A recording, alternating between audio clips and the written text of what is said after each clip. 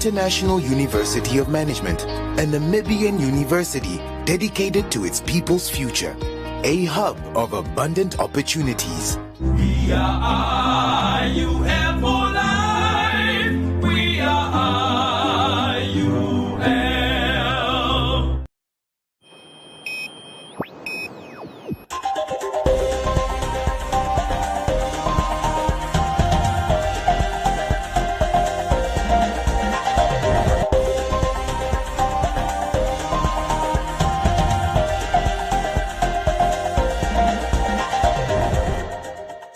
Good evening, I'm Maggie Forciero. In the news tonight, Namibia hosts Africa ICT Ministers Forum. Gausi's family faces another eviction attempt from their home in Karatura East.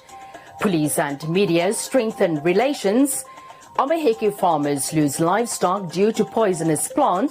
And Roundup Business on One, Comments Corner, Sports and the Weather.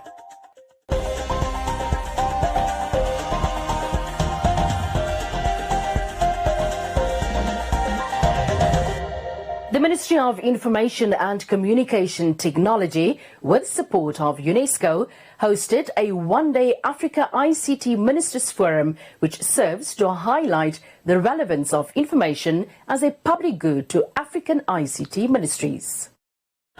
Officiating the forum, Minister of International Relations and Cooperation said members of the public should use government information to make key decisions and give constructive criticism. It's not just the access that needs to be improved, but also the seeking, gathering, and dissemination of such information to be free and granted, as well as the usage that must contribute to the common goal of sustainable development. It is therefore important that members of the public should use government information to make key decisions and also to give constructive criticism that would have positive undertaking on the general governance and the overall development of the country.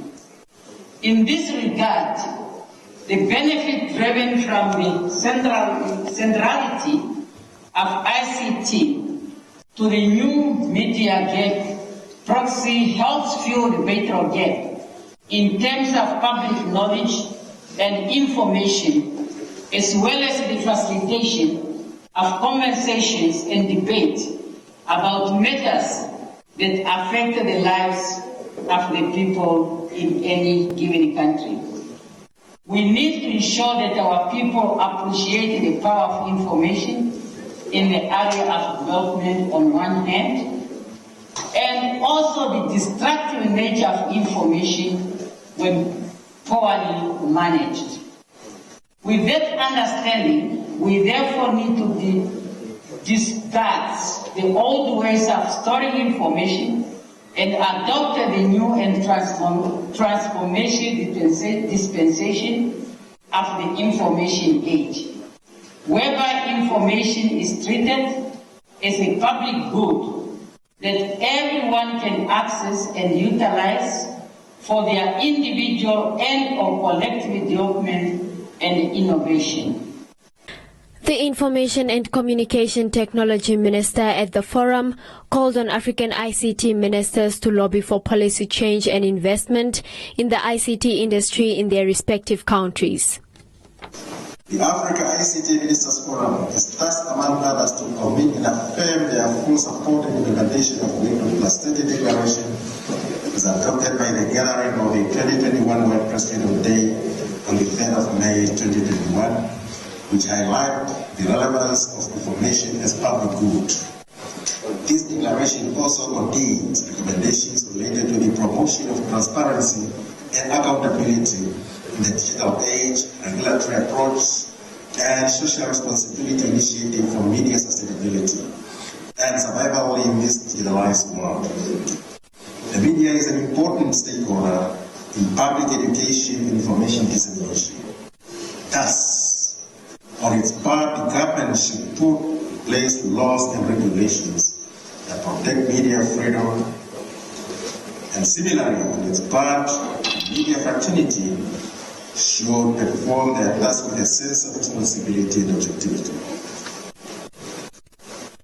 Therefore, premised on the foregoing, I humbly call upon the African ICT ministers, present either physically or virtually, to lobby for policy change and serious investment in the ICT industry in their respective countries.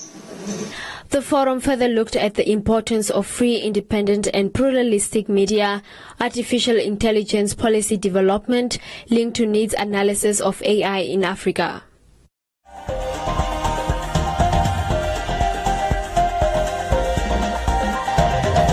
Are you a CMAS member? Did you know that should you need medical treatment, you have access to quality private hospitalization, guaranteed specialist treatment in private hospitals across Namibia with Compliment Gap? Compliment Gap is a complimentary product for CMAS members only, which covers the shortfall between what CMAS pays and private hospitals charge. You and your family have more than 2 million in medical gap cover per year at a very affordable price. That's not all. You also have access to emergency evacuation within Namibia and $10 million international travel cover for those unforeseen events abroad. Take the financial burden off your shoulders. Invest in your family's health. SMS GAP to 999 555 and we'll contact you. Terms and conditions apply. Man, you can't be anything, he should be everything. Strength provider, the architect of every ring. Experience penny years, see the face of God and live.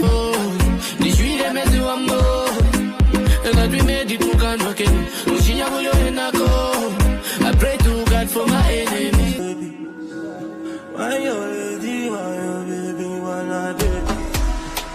Insta baby, Insta baby. Why you lying? Shake what your mama gave ya. Everybody move what your mama gave ya. Everybody shake what your mama gave ya.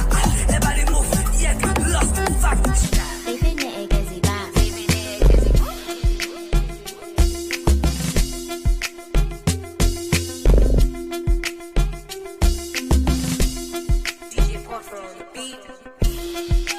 You are now watching the V10 Countdown.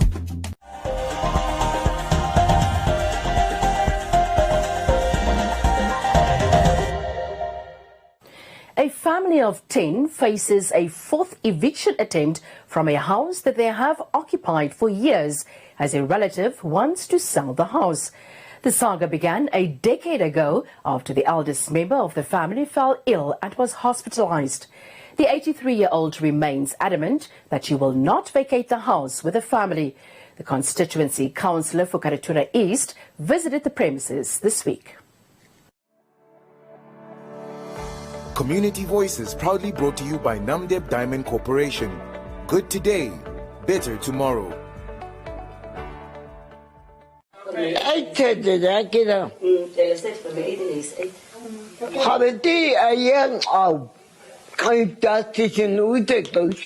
own blood is working with me.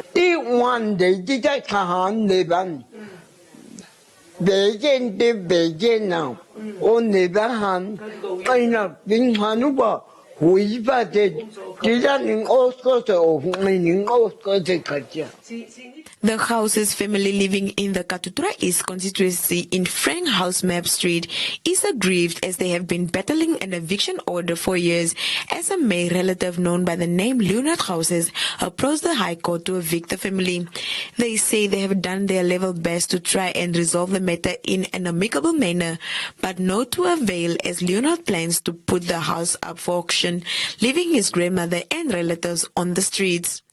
In 2008 around, we were having a meeting with Leonard, his mother, his brother, and the 4 siblings of us.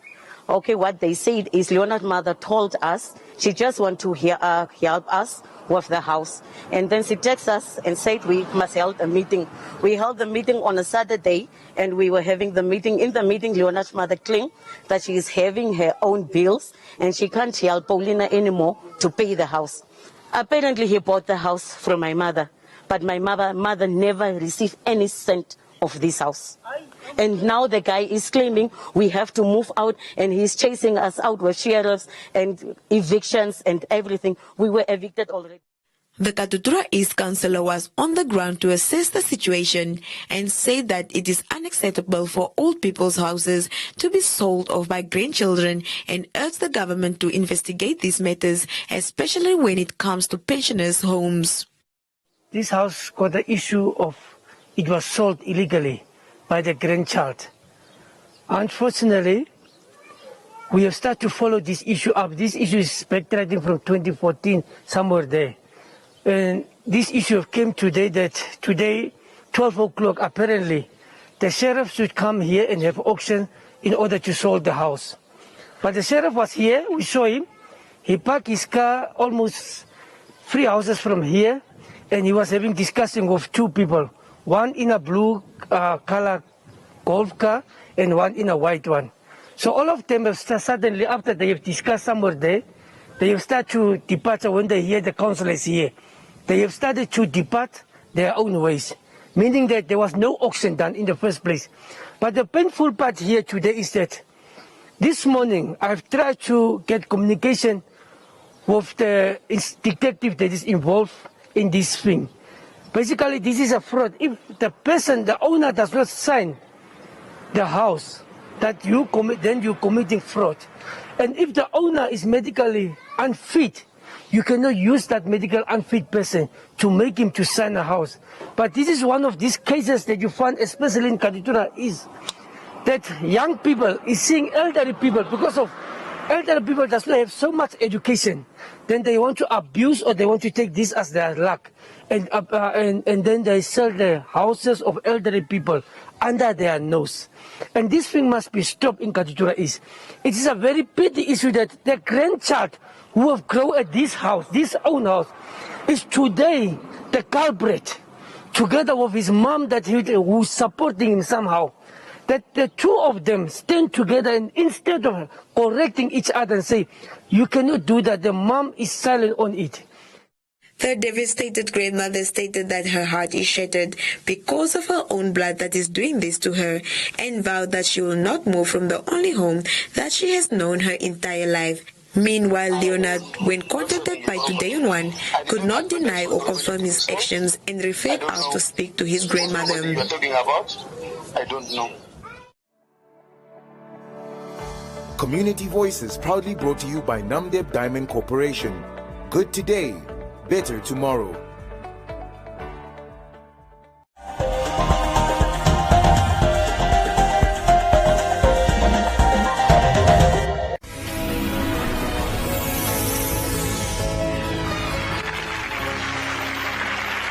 Joseph Hartman was in and out of prison, dealing and doing drugs. Then a drug deal went wrong. Joseph was robbed, handcuffed, and scared straight out of the business. For 6 months, he roamed the streets as a homeless addict. Then one night, in a baseball dugout, Joseph met a stranger who totally changed his life. I stand in awe of the power of the God who's our creator. And Terry and I sit here on this program, and the Lord speaks to us, and it's the word of knowledge. It's one of the manifestations of the Holy Spirit. Something not always godly. Not always, that's right. Well, there's a lot of negative voices out there. Yes, there are. And so how do you know when it's God saying, Perry, I want to speak this to you right now? And sometimes you don't know. And I think you pray over it and you think about it. And sometimes you just, a lot of times I'll just envision, as you and I are talking here today, I may envision that I'm here talking with God. And how am I supposed to address this issue? Okay? Realize Jesus is the same yesterday, today, and forever. He is the same for you right now. So let's pray. Let's call on his name and let him do the rest for you. Let's pray.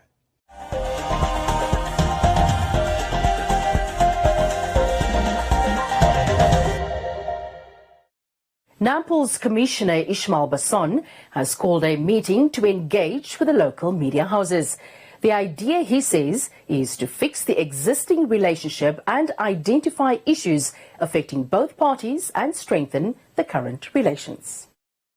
Studies over the years show that police and media undoubtedly have an interdependent relationship. Police need the media to improve the way the public portrays them, and whenever they need to publicize large-scale crimes, crime patterns, or when in need of finding a suspect on the loose, among others. The media need the police to provide information about crimes and crime patterns for their audience. This symbiotic relationship won't exist without clear and respectful communication, says Nampol Commissioner Ismail Basson. From me as the regional commander, Ismail Basson, you have that freedom to do your work without fear and favor. If anything happens and you're not happy it happened to you, please report it. We'll definitely deal with it and we'll address it as necessary. We don't want to tell you how to report against or for the police. We don't want to tell you what to report, what to write. You just put it. Everybody comes with his own. Everybody's having a different angle of reporting. That is all in your hands. It's for the editor to find you as being in line or out of line, maybe not us. Because if I'm sitting here today and I expect good reports from you every time, I will be mistaken. Over the years, there have been reports of journalists getting assaulted or mistreated by officers of the law. Nampol's Chief Inspector Itetila Shapaka says those kinds of incidences, although uncalled for, occur due to a lack of proper identification. He further explains the procedures journalists should follow when arriving at a crime scene. We are saying evidence that we collect from the scene, if it gets contaminated, then it's messed up. Then you are unlikely to secure a conviction on the likely suspects, whatever the case might be. The other quite interesting thing is media identification. When we are sitting here, clearly, it's just that we know you. But for somebody that does not know you, there's just a lot of people in civilian clothing, and if you come to a scene of accident, it is very difficult to identify. Even if something was to happen now and we all go and cover it, and the police investigator comes there, he will not know who is here. They would want to cordon off that scene. And then in the same vein, they might push you around, something that will not really take pride in. But what we are trying to say is that if we can identify ourselves, have some sort of identification, either reflectors or some media cards, whatever the case might be, just to make it easier for us. Commissioner Basson gave the green light to authorized journalists to report on any event as long as it's fair, honest, and doesn't interfere with police investigations. He further vows never to withhold any information that is of public interest from the media. Despite the good rains received recently, farmers in the Omaheke region are battling with a poisonous plant commonly known as poison leaf that is killing their livestock once ingested. The plant is also found in the Ochadon Jupa and parts of the Kavango regions.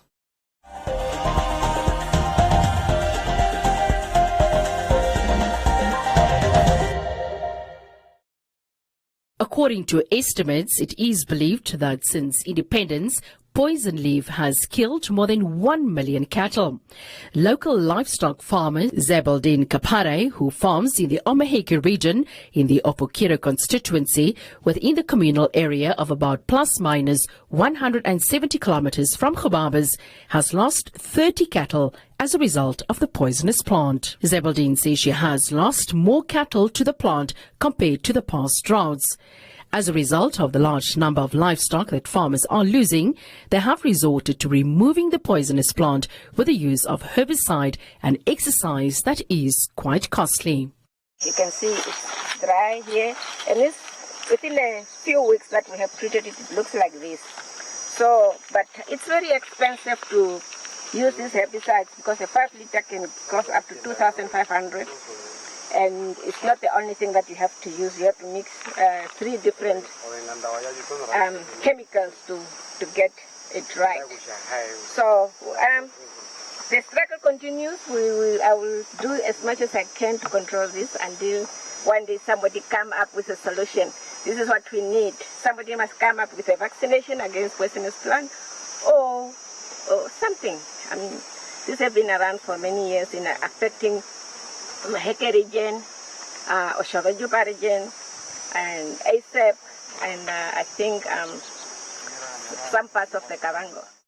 Additionally, the farmers in the region also experience challenges with access to water and feed for their livestock as they have to travel long distances to obtain their day-to-day necessities.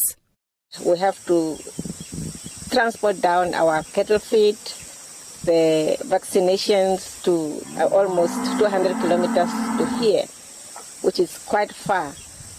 One would appreciate or would have liked that the producers and the suppliers set up operation very close to the farming, to the communal farm in Epukiro. Being in the Maheke region, water is a problem.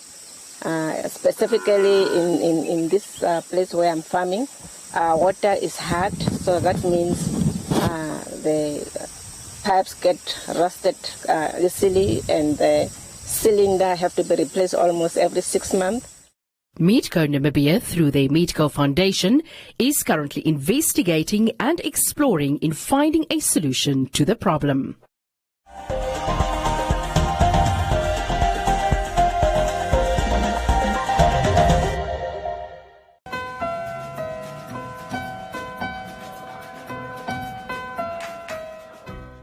Dink jy sy het nog steeds abandonment issues? Is moontlik. Al ons moeite met die sprootjies. Ek probeer so hard om my kind gelukkig te maak, maar ek kry dit net nie reg nie. Probeer net help, dis al. Jy doen niks sonder bymotiewe nie.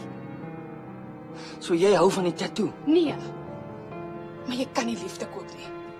En beslis nie myne nie. Jy regular. Am I that predictable? Jy is 'n gereelde klant en ons net so 'n manier om koffie te drink. How do you like your coffee? Gewoonlik swart sonder suiker. Does black and bitter only pertain to your coffee preference? Ek hou maar net van my koffie sonder melk. Hoe gaan ek 'n bal raak slaan na 2 glase wyn? That was part of my plan. Wat? Om haar tipsy te maak sodat jy kan wen. I'm terrible with pie.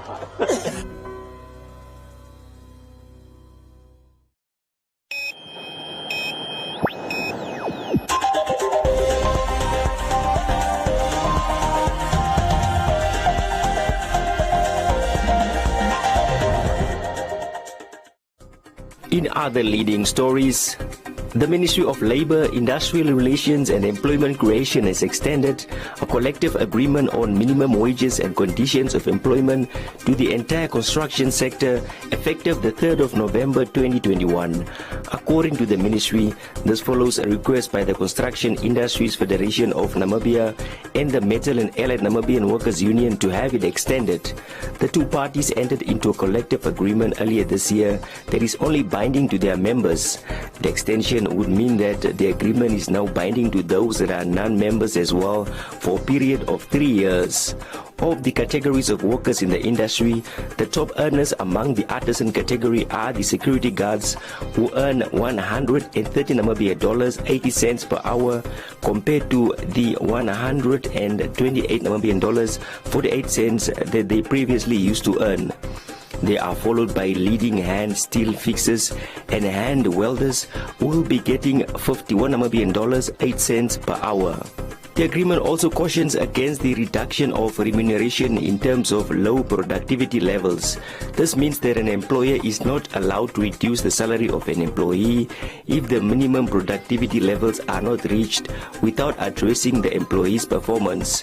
The employer will first have to resort to providing additional training before initiating disciplinary procedures. Lastly, the ministry states in the statement that the collective agreement spares the workers in the construction industry from a poor working environment.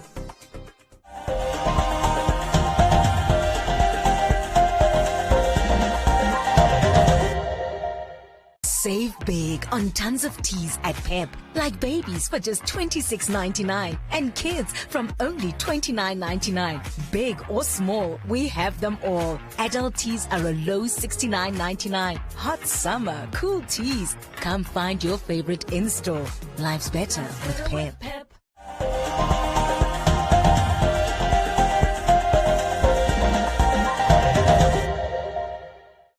Joseph Shifeni is standing by for this evening's Business on One.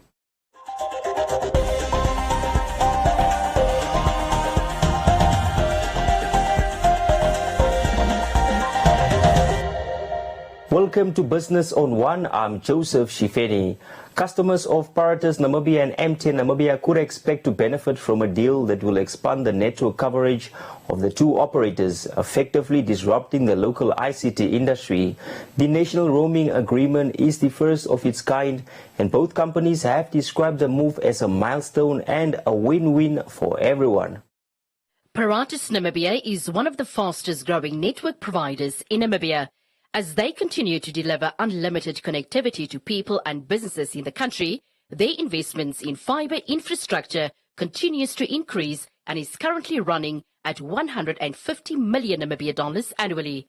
In October 2021, the company announced that they will enter into a commercial agreement with MTN Namibia to share infrastructure, which will allow the operators to collectively provide better service to customers at lower costs. Effectively, we're shaking up the market and disrupting the telecoms monopoly.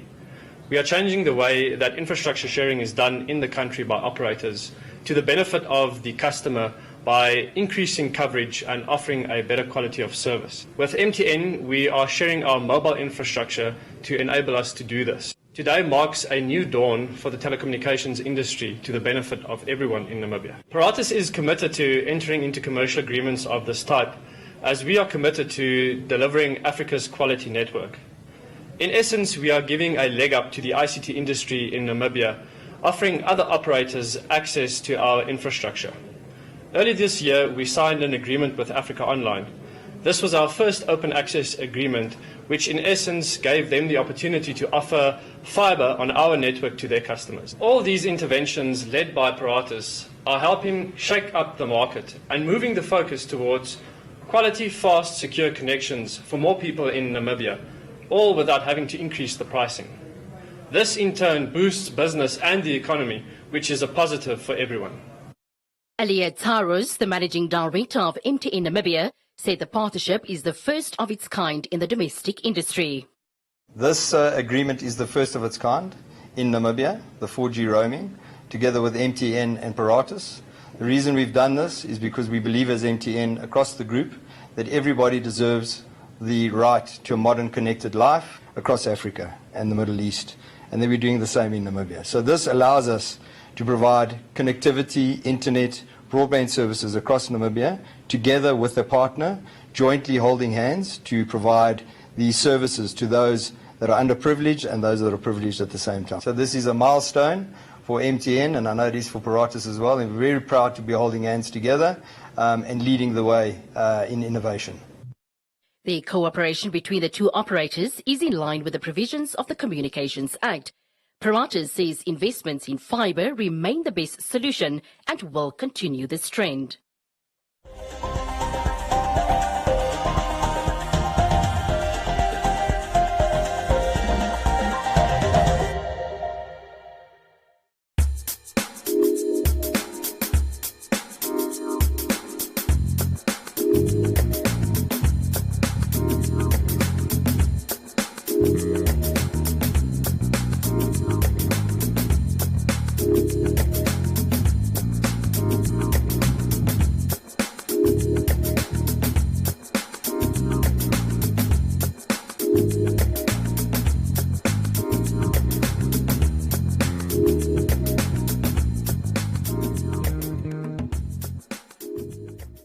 Thank you for watching. Join me again next time, and don't forget to follow us on our social media pages.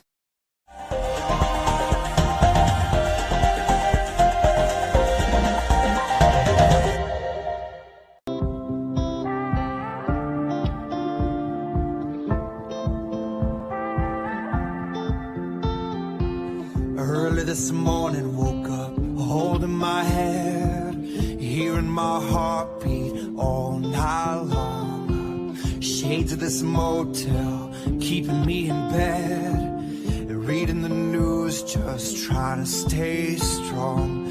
I need to just get up, take a deep breath, keep it together, 'cause it's a beautiful day. Sun on my face, feeling okay. Don't let it get away, it's a beautiful day. Feel so proud, screaming out loud.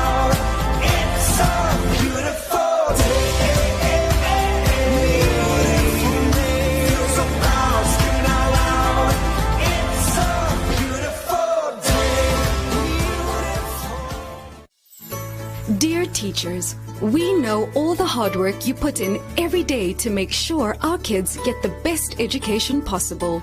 It's also our goal here at One Africa TV's #LearnOnOne. That's why we bring free quality supplementary lessons that are 100% Namibian, compliments of NMH's MyZone. Lessons include early childhood development programs and primary school lessons. These air on One Africa TV every weekday from 9 to 11 a.m. with repeats from 2 to 4 p.m. There's so much to learn with #LearnOnOne. Invite learning in.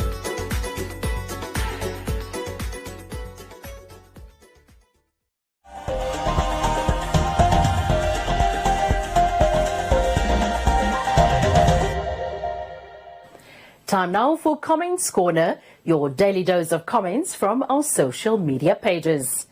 Molly Molefe is a retired nurse who now runs a small green produce farming project about 60 kilometers from Katima Mulilo. She specializes in fruit, vegetables, as well as some chickens for egg production.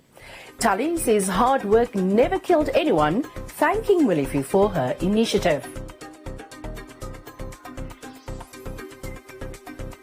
Cleo says it's very inspiring.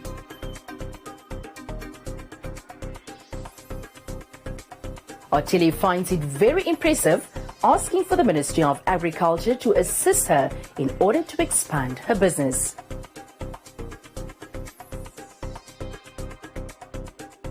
Bravo commended Molefe for creating job and food security.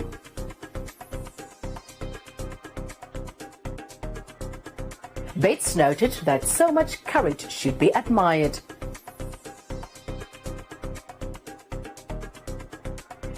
While Munanzi noted that government should do something to uplift people like Molefe. That is all from Comments Corner. Be sure to post your comments on our social media pages for broadcast only on Today on One.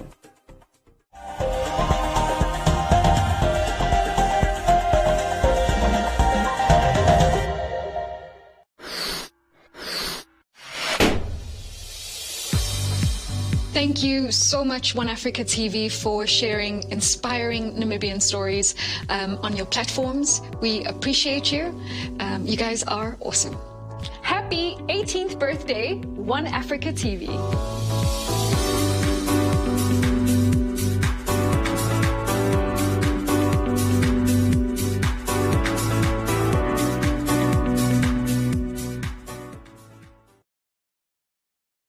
Oraniemund, established in 1936, from which point onwards CDM, now Namdeb Diamond Corporation, provided every service, the schooling, infrastructure and entertainment required for the people of the town.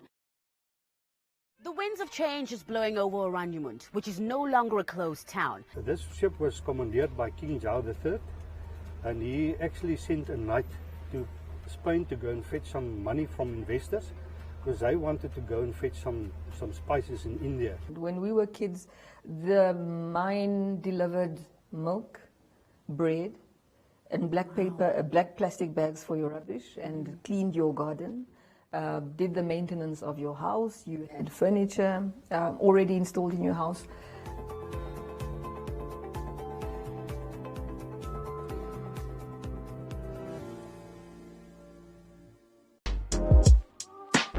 Hey guys, I'm Treza, and I would like to invite you to come chill with me on the air between 2 and 6 p.m. for some fun-filled, heartwarming conversations. On Hip Couture, it takes us into the latest fashion trends, as well as the glitz and the glamour of the industry.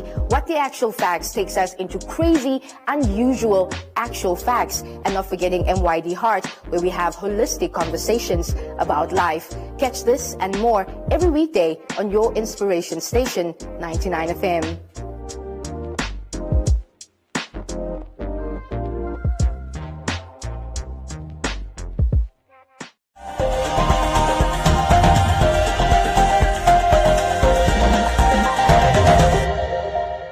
Castro Ulumbu is standing by for today's Sports on One.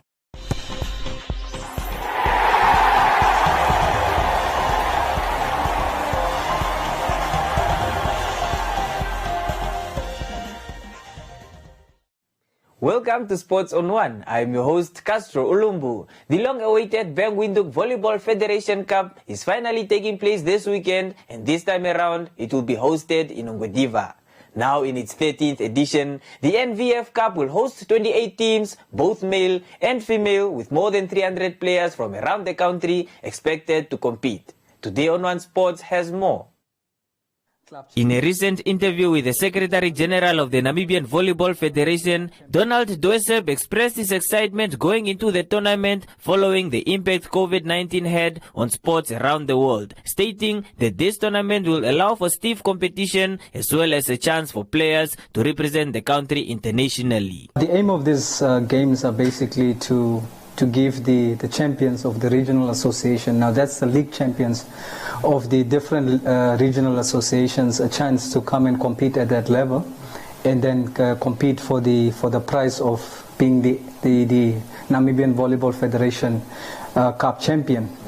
So Bang Windhoek has been with us for the past 9 years as a sponsor and obviously supporting this event, which is one of our biggest events on the Namibian volleyball calendar. The ultimate prize here is obviously to represent Namibia at the Zone 6 Volleyball Club Championships, and that's the highest honor for a club because those are the steps. You start locally at the regional level, you win the regional league, you then qualify for the NVF Cup, and then ultimately if you win the NVF Cup, you then represent Namibia as a club on that scene, at that regional stage. So that is the ultimate prize and the bragging rights for these particular clubs. And obviously at that level, if you then win at that level, you find the African Club Championships, and then you go ultimately to the World Club Championships. We could always be giving our teams much more money, but you know that even before COVID, funding has been an issue in the sporting sector. And having said that, obviously we have, and thanks to Bang Windhoek, that we could at least be paying this prize monies over to our players, and we are giving away 50,000, which will be spread across the two categories, from the winner to the fourth place. And of course we're looking at 10,000, 8,000, 6,000, 2,000. As meager as it might sound, it is what we have at our disposal. It is what we are giving because that's the only thing we can give to encourage the teams and the clubs to really participate. Part of the Namibian Volleyball Federation's objectives is to decentralize the sport across the country. Thus, Ongwediva was nominated to host the first round of the games. Doisep also can be done to take the game where it needs to be taken, and obviously so that it can feed into the NVF Cup and other bigger tournaments, and ultimately give us good teams that can one day participate at a higher level. The only challenge is exposure. Exposing the game, giving people a platform to play the game, that's the challenge. And of course, if you want to look at social, if you want to look at grassroots development, the same applies. Expose the game to the kids. Take it there, give them a coach, give them a facility, and that is basically how the game will start. The first round of the Bang Windhoek Namibia Volleyball Federation Cup will take place on the 6th and the 7th of November, whilst the second round will commence from the 4th and the 5th of December in the Rongo region, Walvis Bay. And that is all we have for you tonight. Join us again next time for Sports on One, and don't forget to follow us on our social media pages. Thanks a lot, Castro. Time now for the weather forecast.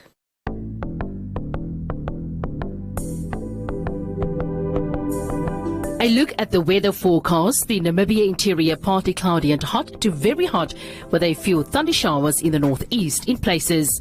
Windy weather will persist in the interior in places. The coast partly cloudy and cool with fog patches in the morning.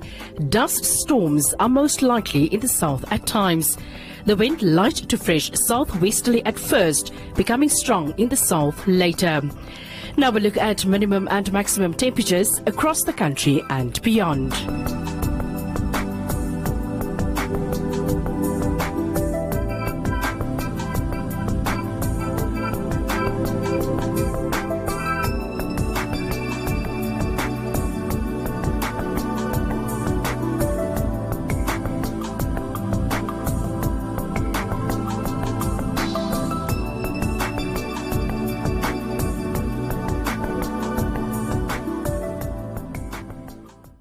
That is all we have for you. Do join us again for a repeat at 9:30, 6 a.m. and the Omnibus Saturdays from 9 to 2.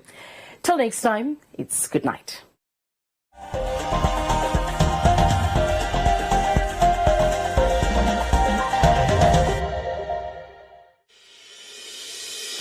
The International University of Management, a Namibian university dedicated to its people's future, a hub of abundant opportunities. We are IUM for life. We are IUM.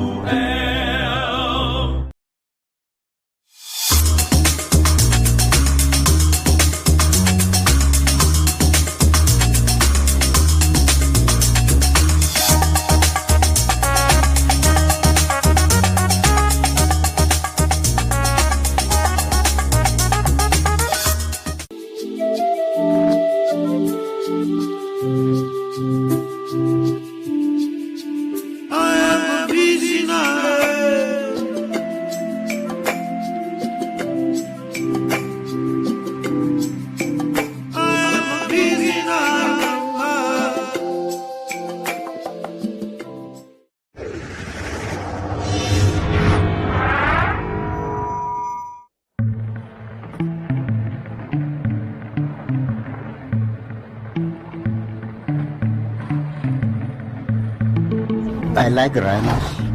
I like them very much. Future here in this area is depending on the tourism. The future generation, they can see and they can benefit from their own resources. Animals like rhinos, elephants, the big five, you benefit from them and it must be respected.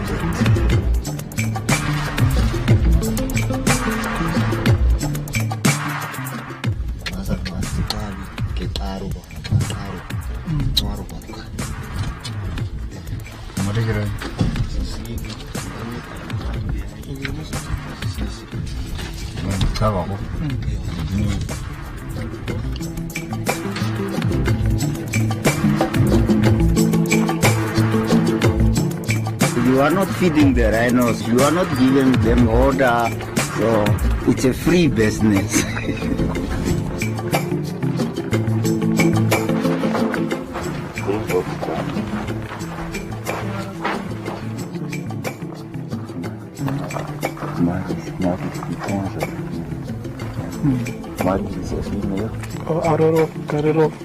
I take two of my sons, which was little bit 5 years old.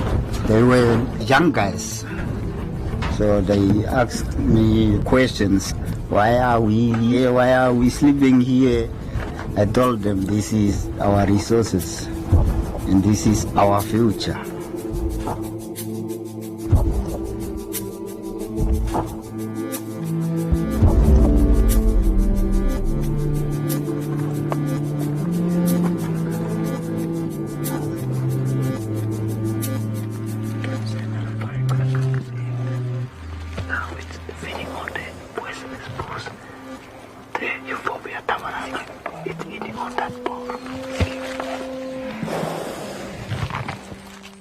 My first memory of going with my dad is that I learned new things. As I grow up as a man, I see an opportunity in it. So I decided to look for a job pertaining tourism. So that's when I was employed at Palamba. So I decided to go for tour guide studies. Because I grew up with the tourism industry, the wildlife, the rhinos and everything, to bring that experience to the tourists. You can see the hyena. The biggest change is I was employed, getting paid, and also I can now support my family.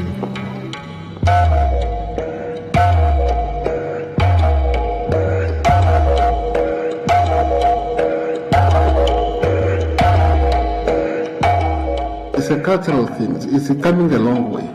Even if you go to area like Tweefontein, area was a lot of paintings. You will see rhino engravings on the rocks. That is an indication that the interaction between human, especially the local communities and wildlife, is dating back. That intimacy relationship is coming for a long time. We are right here now at Palambach, and Palambach is one of the big lodges in the heart of the desert. And as you can see there is Jumbo standing behind me, which shows it's really a tourist area. We do have elephants, lions, but as you can see, the desert is the heart of the rhinos. This is the main breeding area of the rhinos, is what we found here in this desert. It's the largest free-roaming population of black rhinos that you find outside national parks in the world. It's a population that communities in the northwest have taken responsibility themselves in managing this population with the structures that government has put in place, more specifically the establishment of conservancies. These people, before independence, they took it upon themselves and decided that wildlife is our heritage, and through history we've been living with wildlife. And having wildlife in your area is like having a garden. Because of all these animals, we've got the communities that benefit from all this wildlife, and it's like a triangle that fits into each other. And the communities looked after the wildlife doing their own thing, and the communities benefit. So already there were this intergenerational relationship between mankind and wildlife, and that bond is what our people actually wanted to see it continuing. Very few countries have the wildlife that Namibia has. What is also important is the policies that Namibia has put in place, which also involves communities to be engaged in the management of the wildlife species and also to benefit from the wildlife resources. Turn conservation into a rural economy, turn conservation into endless opportunities that would actually cater for those young people that have nothing else to do. If it was not for rhino economy and tourism in this area, it was really difficult for young people to get or find a job. We are conservation engineers. We make conservation work in an unfenced area, and through that, we want to turn the wildlife into the rural economy that will benefit the rural communities. So we can see now wildlife is doing very well, the lodges are doing well, and the community is also benefiting. So it takes all three together. Devastating hit over coronavirus fears. Airline industry is facing its biggest threat to travel since 9/11. Since March, when COVID-19 hit Namibia, things actually become very difficult. In the first place, all the lodges closed down because of COVID-19. With us, say the Rhino Trust, we had some donors cutting on their funding. And then we had, in the same time, a poaching case of 2 rhinos that was poached. We had less boots on the ground, and poachers could actually see. Now it's all changed to go in and do something. So COVID-19 was tough on all of us. Ginger Morning, who is one of our trustees, actually came up with the idea of, why don't we ask you to go to buy some gold for us and make gold bars, and then we sell them for the rhino conservation. I was fortunate enough to have a chance to have lunch with Clive Johnson, the CEO of B2 Gold in Vancouver, Canada. And I looked at Clive and I said, we've got rhinos, you've got gold, let's do something. Let's create a coin or a medallion or a bar using your resource to create a sustainable source of funding for rhino conservation for the future. There was it. The gold was bought, the bars was made, and I think it was 31st of January that we launched the bars in Windhoek. And suddenly one morning I had an email from my office, from my finance person, saying, these people don't have salaries. So I said, oh, what now? So I picked up my phone and I phoned Mark Daw. I said, Mark, I've got this problem. He said, but we've got the fund already ready for you. You just have to apply, put a proposal in. 1,000 ounces of gold can make an enormous difference to the livelihoods of the communities that live up there. We are, in essence, providing income and providing a livelihood to the communities.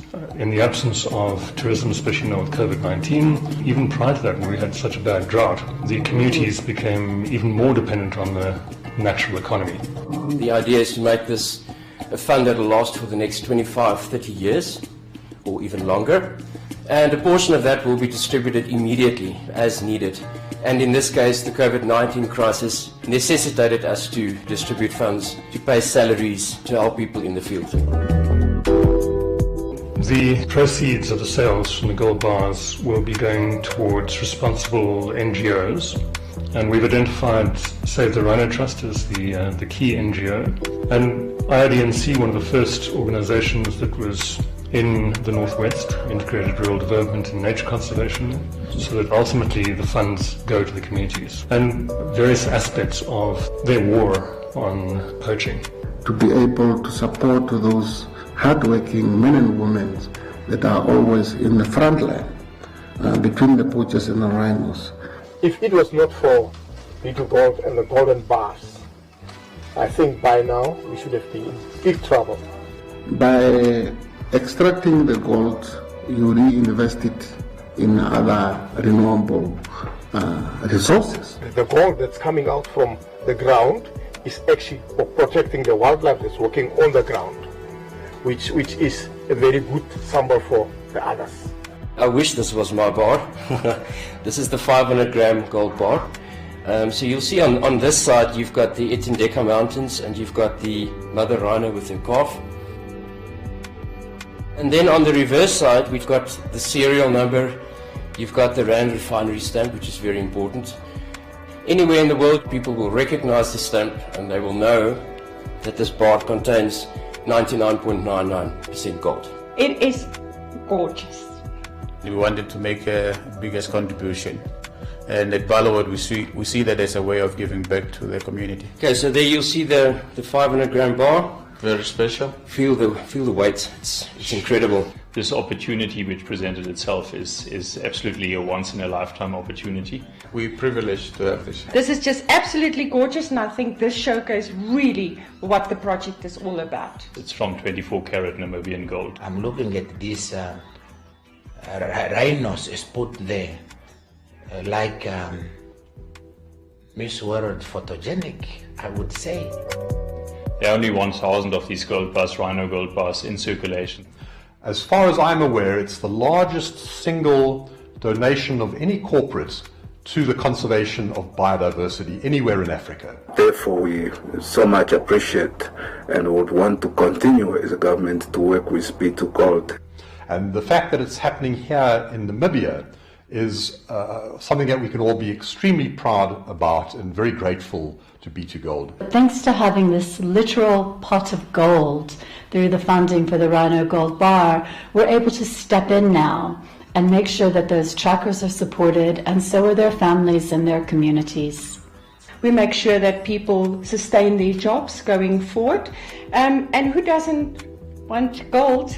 And the B2 Gold Rhino Gold Bar has come in at a really critical time now, particularly with tourism being closed off and those forms of revenue not coming in. To say we have the biggest rhino population or black rhino population in the world, let it be for the rest of our lives. And it's that heritage that we have, it's our resource that we can all look after and protect. It's our heritage.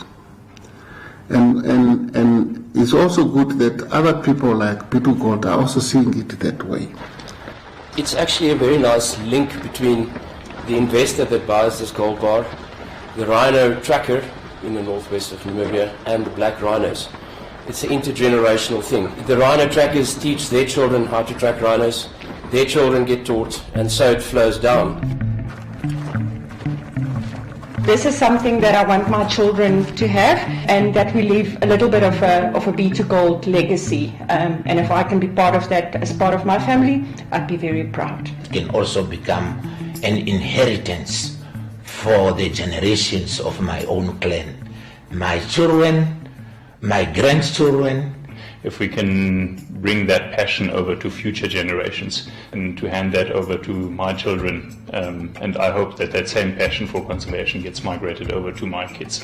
And what we've done together is create a sustainable source of funding that should outlive all of us.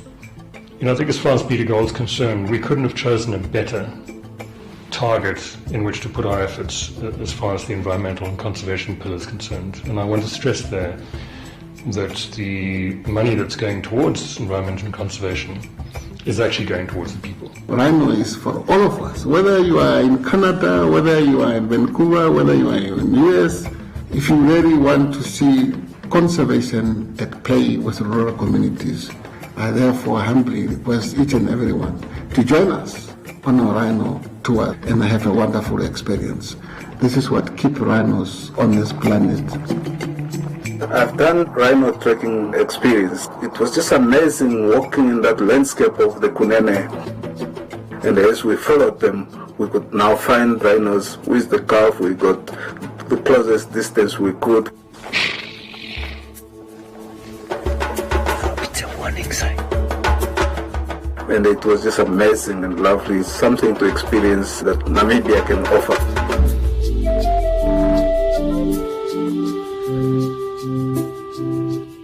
It's something that you have to do in your life.